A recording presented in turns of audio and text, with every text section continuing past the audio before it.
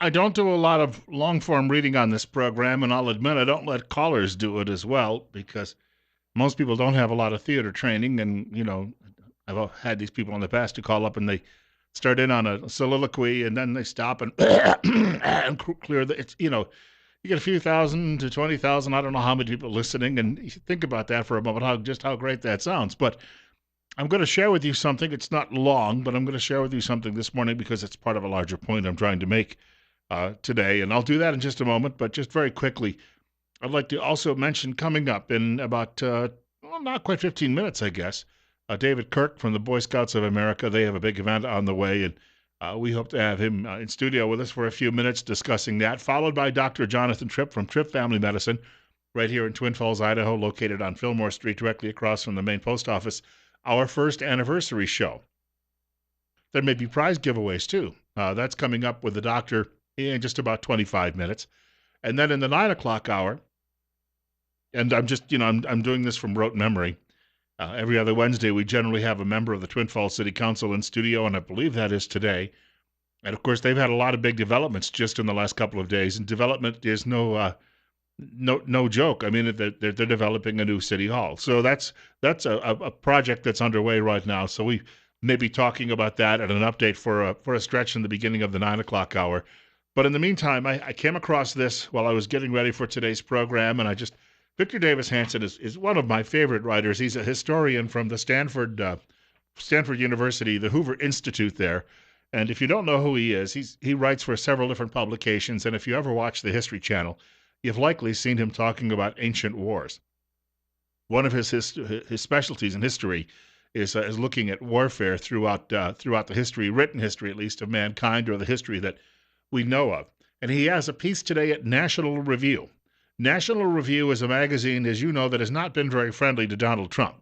National Review did an entire issue in February with, I think it was 22 or 23 essays from people who are known as leading conservatives or libertarians in America, denouncing Donald Trump and saying that he must be stopped. And it did no good. In fact, it seemed to have benefited Trump at the time. And then a columnist there named Kevin Williamson wrote a piece a few weeks ago where he said that Trump supporters are losers. They're all using meth. Do they smoke that? I guess it's something they smoke. I wouldn't know. But he said they're all using meth and that they're just lazy people who, if they're worried about where they're at and what they should be doing in their lives, he said they should just move on and do something else. Load up the U-Haul and go to a part of the country where you can find a better job. And that's opened up a lot of debate because I had a friend tell me the other day, his last name is Saez. For those of you who don't know, his family comes from south of the border. And he was telling me on Facebook, he said, you wouldn't have this problem in this country with illegal immigration, for instance, if lazy white people would do the jobs that we're hired to do. And I wrote back and said, now you see that's racist. You've just disparaged an entire race. But now it's coming as well from people on the right. As I said, this Williamson is writing and saying if you're a Trump supporter, then you're just a loser and you're using drugs and you're lazy and life's passed you by and you're upset about that, but you're doing nothing to help your situation. And I thought that was a crock, and a great many people thought it was a crock as well, and I think people have been disproving that. Well, the writer Victor Davis Hanson, the historian I mentioned, he is responding to that today, and he says, white versus white America. I'm just going to share a few paragraphs with you, but bear with me. If Trump, he writes, or Hillary is elected as a result of white middle-class furor or abdication, that means surrender, the Republican establishment pays either way. Trump's constituents see him as their first and last chance at getting back at their enemies. More importantly, the enablers of their enemies. Trump, he writes, is a gladiator, and his supporters are shrieking, thumbs-down spectators. And he goes on to write a couple of other points about this that I think we need to know. And I think that he really nails the voter anger and explains it and points out it's legitimate. That means you have a right to be angry. Trump is not so much appealing to the ethnic prejudices, he writes, of the white poor and working class or playing on their perceived resentments of the other. It is more that he is resonating with their deep dislike of the hypocrisies of the white elite, both Republican and Democratic.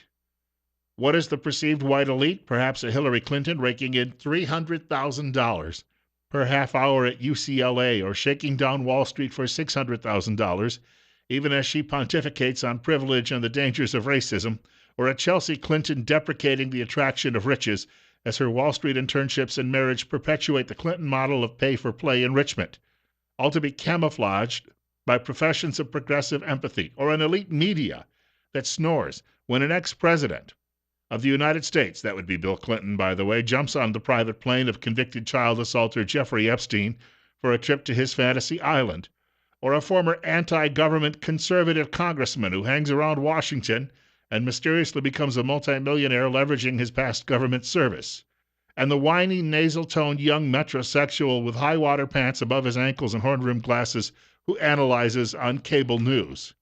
I've used Rich Lowry in that vein, saying that he's got a 13-inch collar. It's the same idea. Hansen goes on to write, whom do these sometimes incoherent Trump supporters likely despise? He said, I would wager anyone who has never been sideswiped in a hit and run by an illegal alien driver but lectures others on why illegal alien is a racist term. Or anyone who hires someone else to clean his house, watch his kids, and take care of his yard, and then lectures others on their illiberality. In other words, you're not as liberal as they are. Illiberality. That's a big word being used by Professor Hansen. And then I got down to page 5 of 6, and I saw this. In sum, the white lower and middle classes are angry, and they are tired of being blamed for the unhappiness of other tribes. In our world, in which uncouth tribal leaders can say almost anything, these whites wanted their own Sharpton or Ramos and finally got him with Trump. As is true of most revolutionary movements, the aggrieved are not as angry at their perceived opponents as they are contemptuous at the enablers of them. That would be the Republican establishment too, and not just the Clinton family that he's talking about. 13 minutes after 8 o'clock. Bill Colley with you on Top Story on News Radio 1310, KLIX, and NewsRadio1310.com. And I have a lot to delve into this morning, as I say, but just a couple of other thoughts on this. Americans have seen their jobs. Now, one of the criticisms of this Williamson fellow who said that white Americans who are poor are sitting around and smoking methamphetamine and wasting their lives and blaming someone else for it, he used upstate New York as his poster child for these people. Having grown up in what is called upstate New York, although in the far western part of it, which is more like Ohio, Michigan, and some of those areas, but still knowing that area very well, I can tell you, when I was a kid growing up, there was a factory in my hometown. Our village had 1,700 people. The factory employed more than 2,000, which meant people had to drive from other towns to get there. And you could have higher wages because if you didn't like the job working at the electric plant, you could drive over the hill to a town called Arcade, and there was a giant Motorola plant. And if you didn't like working at Motorola, you could drive 14 miles to the west and go to work for Dresser Industries, or drive 23 miles to the east and go to work for Dresser Industries or Worthington. You had all of these choices. Those factories are all gone. None of them are here any longer.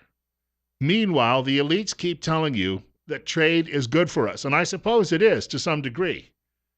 But the elites aren't suffering with the loss of jobs. This is Secretary of State John Kerry, just back from a trip to the Orient, as it used to be called. I think saying Orient now is considered racist. And he's in Los Angeles last night promoting the Trans-Pacific Partnership. That is the latest trade deal. Ross Perot's giant sucking sound coming up to send even more of your jobs overseas and send back cheap goods here that you will no longer be able to afford. If we don't step up to the plate and shape the agenda, believe me, others will be all too eager to fill the void by moving in a dangerous direction of low or no standards, and no accountability, no transparency, no enforceability, no rule of law. This is not your parents' or your grandparents' trade agreement. TPP is the highest standard trade deal ever reached, period. And meanwhile, if you get laid off today, how are you going to feel about his statements? Oh, we won't have any rules and people will be able to do whatever they please. And as the other day, as my wife and I were abusing our servants, I told her it's a good thing so many people are willing to work for so little. That way we can replace someone the next time they burn the beans almondine. Ha, ha, ha, ha, ha. It's a shame nobody voted for me in 2004. You could have had a log as president for at least 8 years. He's got the personality of a tree, that's why. You're up next. You're on the air with Bill Colley at 8:16 on KLIX. Good morning, Bill. Yeah, our trade deficit with China this last year alone was $366 billion. And ever since the NAFTA agreements, We've had, I think, 70,000 factories closed that you just alluded to, millions of jobs lost. Then we bring in high tech people on HB1 type visas and so forth to replace our engineers because they can work cheaper, open borders. It's all about destroying our economy. And this new trade agreement has 5 chapters of 29 that actually deal with trade. The other 24 have to do with political and economic merger. People wake up, this thing is 5,554 pages that nobody has read, and our people are going to vote on it like it's some kind of a trade agreement. It has nothing to do with this. Is regional government on the way to world government. I think you're spot on. I thank you much for the call. And I'll add to that. The only people this trade agreement is really going to benefit are the swells who associate and go sailing out in Newport, Rhode Island with John Kerry. You're up next at 8:18. You're on the air on News Radio 1310, KLIX, and newsradio1310.com. Well, Bill, I kind of work in an industry that has a lot of immigrant workers and everything else. But the one thing I've noticed, and probably the biggest reason why they want an influx, excuse me, is I'm seeing their generation coming up that are now citizens because they were born in this country, don't want to do that work. So they have become sufficiently Americanized, is what you're saying? Well, basically, their parents did the same thing as the parents are doing now. They work extremely hard for a little amount of money, and they spoil their children. And then when it comes time to put them to work, why go to work when you can get taken care of by the government or $15 an hour wage flipping hamburgers or whatever else? So it's the system, and it's not your background. It's the system versus your ethnic makeup.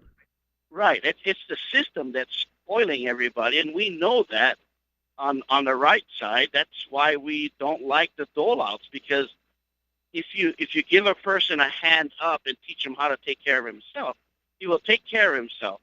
But if you give him handouts, he'll be at your door every day. Well said. I thank you much for the call. Hope to be joined in just a couple of minutes by the leader of the local Boy Scouts, Captain David Kirk, on the way on the program with us in just a few minutes. Do want to remind you, our friends at Tint Lady have a new address. They're at 127 Filer Avenue, very close by to all of that heavy traffic on Washington Street heading north or south through the city of Twin Falls. And if you're worried about that heat coming in through your large windows, maybe facing the canyon or at your business this summer, you can get window tints and reduce that by nearly 3/4 and save on your air conditioning bills. You can get a free estimate. You can call 736-8469 or go online at tintladyidaho.com. This is a company in business now almost 25 years, locally owned and operated, Monday through Friday, 9 a.m. to 5 p.m., Saturday by appointment only, closed Sundays. And remember, don't squint, get tint. Got more on the way. Bill Colley with you on Top Story this morning on News Radio 1310, KLIX, and newsradio1310.com.